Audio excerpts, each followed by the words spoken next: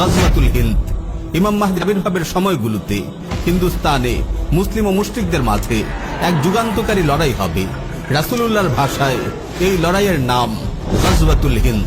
প্রিয় ভাই ও বোন, উপমহাদেশের চলমান পরিস্থিতির দিকে তাকালেই আপনারা দেখতে পাবেন গাজওয়াতুল হিন্দের প্রেক্ষাপট রচনার প্রক্রিয়া এখন থেকেই শুরু হয়ে গেছে।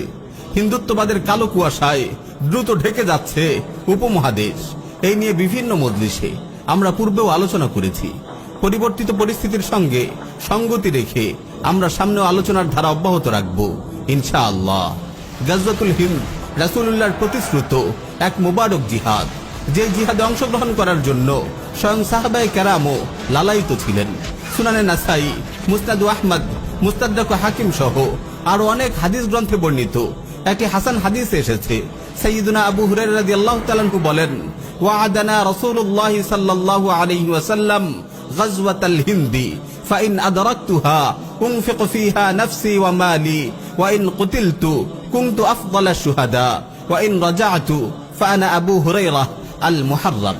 রাসূল সাল্লাল্লাহু আলাইহি ওয়াসাল্লাম আমাদেরকে গাজওয়াতুল হিন্দের প্রতিশ্রুতি দিয়েছেন, আমি যদি সেই জিহাদ পেয়ে যাই তাহলে আমি আমার জান মাল সবকিছু তাতে কুরবান করব। এতে যদি শাহাদাত বরণ করি তাহলে আমি হব শ্রেষ্ঠ শহীদ, আর যদি গাজী হয়ে ফিরে আসি তাহলে আমি হব জাহান্নামের আগুন থেকে মুক্তিপ্রাপ্ত আবু হুরায়রা। প্রিয় ভাই ও বোন, মোবারক এই জিহাদে অনেক রক্তক্ষয়ী ও সর্বগ্রাসী লড়াই হবে। আল্লাহর ইচ্ছায় অবশেষে মুসলিমদেরই বিজয় হবে।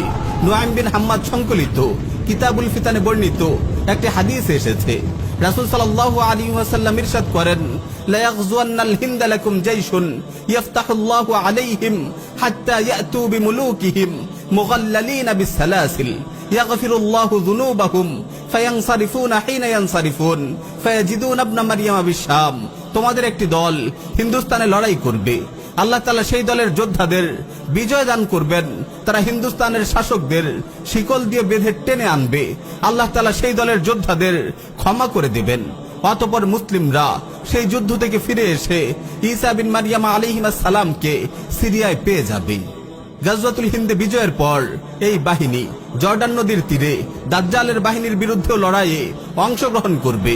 একটি বিশুদ্ধ হাদিস এসেছে, রাসূল সাল্লাল্লাহু আলাইহি ওয়াসাল্লাম ইরশাদ করেন, লা তুকাতিলুন্নাল মুশরিকিন হাত্তা তুকাতিলা বাকিয়াতুকুমুদ দাজ্জাল আলা নাহরিন বিল উরদুন আনতুম শারকিয়্যাহ ওয়া হুম গারবিয়্যাহ।